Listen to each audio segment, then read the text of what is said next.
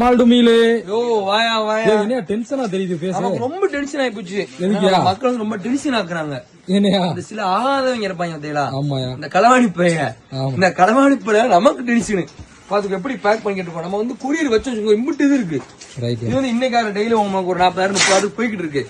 மாடி அம்மையை வச்சுப்போம் பேக் பண்ணி போன வருஷம் நல்லபடியா போச்சு. சில இந்த ஆகாத களவாணி பையன் இருக்காங்க பாத்தீங்களா? இன்னைக்கு கிழிச்சு போறாங்க. உள்ள கையை விட்டு வேணும்னு எடுத்துறாங்க. துட்டு கொடுத்து வாங்கினா இனிச்சுவாங்க.